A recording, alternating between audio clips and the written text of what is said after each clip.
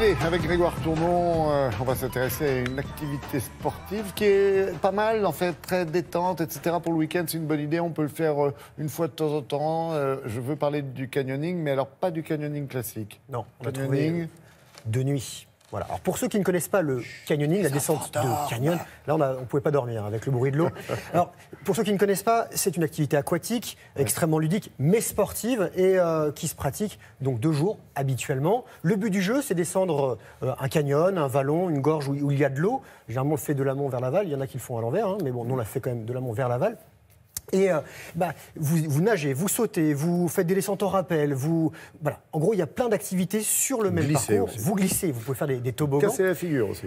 Nous avons pimenté l'expérience en le faisant de nuit et là, l'ambiance est tout à fait différente. Ça devient féerique, vos repères changent complètement. Vous n'avez plus de repères de temps. Le temps est comme suspendu. Vos sauts vous paraissent beaucoup plus hauts, les descentes en rappel beaucoup plus longues. Vous êtes plus à l'écoute de ce qui se passe autour de vous et de vos sensations intérieures. En fait, vous sortez de votre zone de confort. Alors, à ne jamais... Il faut gérer la lumière. Oui, vous avez une lampe frontale. Ouais. Alors, parfois quelques étoiles, mais sinon, c'est surtout la lampe frontale. Donc, forcément, votre champ de vision est réduit. On ne pratique jamais seul. On part avec un guide professionnel. Le mien s'appelle Gilles Leroy. C'est un garçon qui est un grand monsieur de la montagne et qui aime bien trouver des nouvelles expériences à faire partager à des pratiquants comme moi. Donc, il m'avait proposé ce canyoning de nuit dans un coin splendide. C'est dans le pays du Mont-Blanc, du côté de Passy, en Haute-Savoie. Et je vous propose un bain de minuit un peu particulier.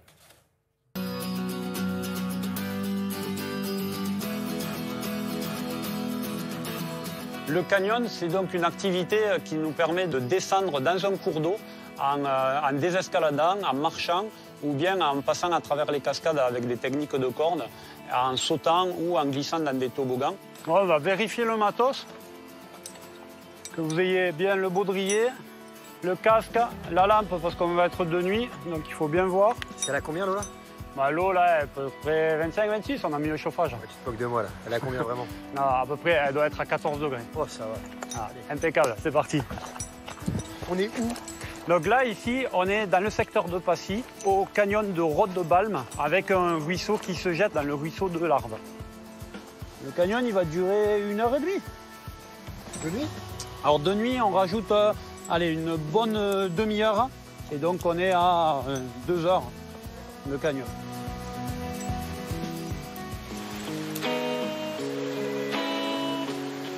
Les participants découvrent le canyon la nuit. Par contre, moi, évidemment, ces parcours-là, je les connais très bien de jour. Ça va changer nos repères. On aura un champ de vision qui sera restreint. Et du coup, ça va nous obliger, sur nos sens, à être plus en éveil. Et du coup, ça va procurer plus d'émotions et plus d'adrénaline. Il y a de l'or ici, Gilles. Il n'y a rien. Il n'y a rien ? Il n'y a rien. Ça fait des années que je cherche. J'ai jamais rien trouvé. Quelles sont les règles de sécurité de base ? Alors la première règle de base, c'est de toujours garder le casque. Donc à partir de maintenant où on va dans l'eau, le casque toujours sur la tête, on ne l'enlève pas. Elles servent à quoi, les longes ? Donc les longes, on en a 2. Elles servent à se mettre sur une main courante qui peut être à corde ou à câble.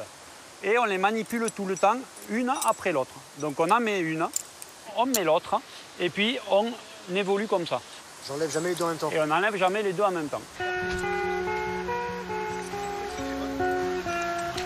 Donc en canyon de nuit, on utilise évidemment une lampe pour voir et pour avoir un minimum de lumière autour de nous, là où on va mettre les pieds, et puis surtout aux endroits où on a besoin de tenir la corde.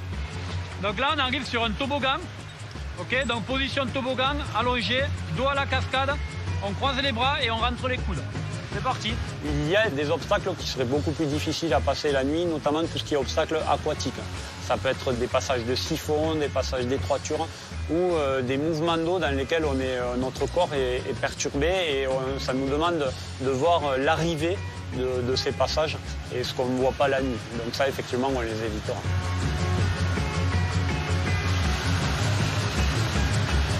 Je suis perdu dans la forêt, je sais pas où je suis.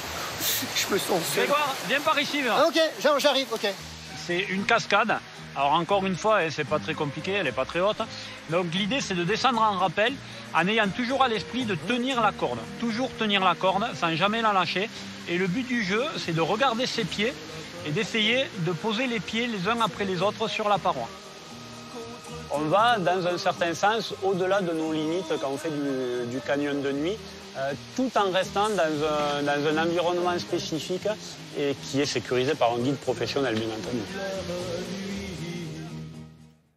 Voilà, alors, on pratique l'été, évidemment. Mais aussi en ce moment. Alors déjà, je voudrais remercier Mathilde qui était à l'image et Mickaël et Marius qui étaient avec nous. Ils sont patients avec le petit poussé que vous êtes là. Ouais, non, ils ont été très gentils pour bien organiser la chose. Gilles Leroy est un super guide. Donc vous pouvez pratiquer encore en ce moment du côté de Passy en Haute-Savoie ou partout en France parce que ça va dépendre de la température de l'eau et forcément la température extérieure. Mais le canyoning, c'est toute l'année. Et puis vous amusez à éteindre progressivement, avoir le moins de lumière possible. Moi, je préfère un petit peu de lumière quand même. Voilà.